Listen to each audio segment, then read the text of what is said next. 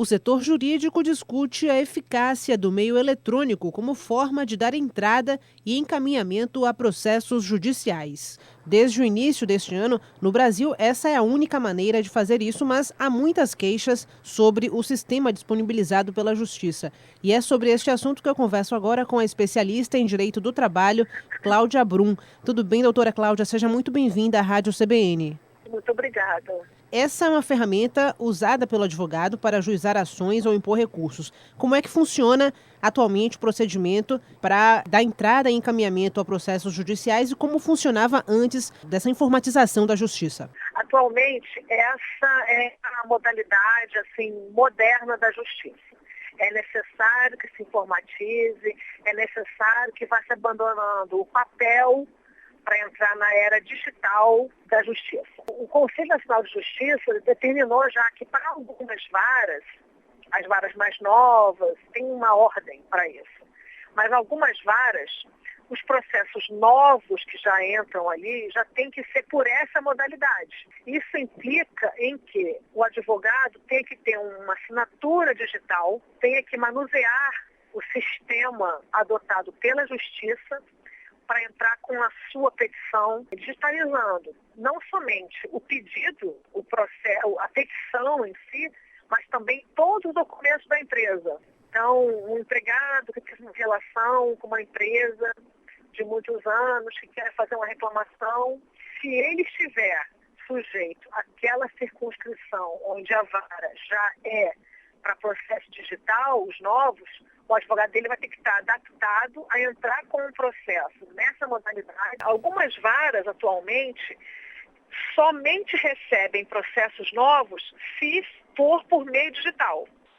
Então, isso implica em que o advogado tenha uma assinatura digital, tenha um computador com capacidade para isso, o programa certo para acessar a justiça e, ainda assim, ele, além de fazer a petição, a peça processual do processo, ele vai ter que digitalizar os documentos da parte.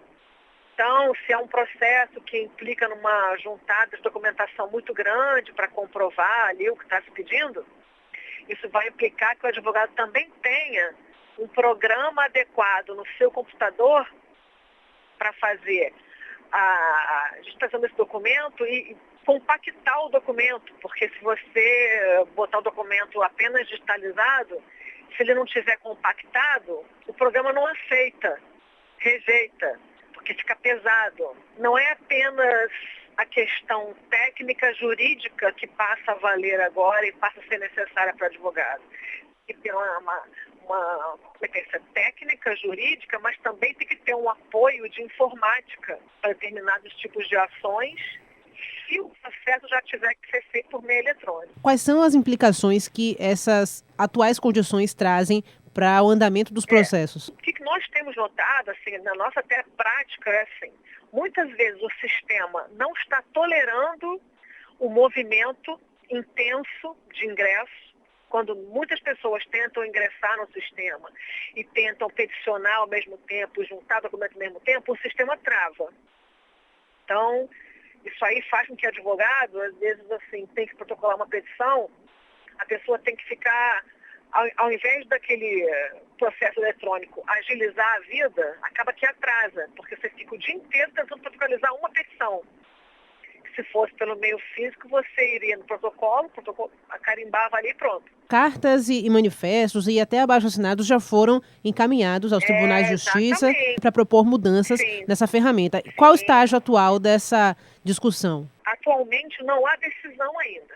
Existem diversos pleitos, a acessibilidade à justiça, que muitas vezes fica prejudicada não apenas pelo sistema da justiça eletrônica, que ainda está deficitário nesse ponto. Então ainda é necessário fazer adaptações aí a esse modelo Exatamente. novo. Na minha opinião, eu acho que o processo eletrônico é muito bem-vindo, é um sinal dos tempos e é inevitável. Só que eu acho que não pode ser impositivo, tem que ser um facilitador da nossa vida. Tá ok, eu conversei com a especialista em Direito do Trabalho, Cláudia Brum. Muito obrigada por suas informações aqui para o ouvinte da Rádio CBN. Muito obrigada, foi um prazer falar com vocês.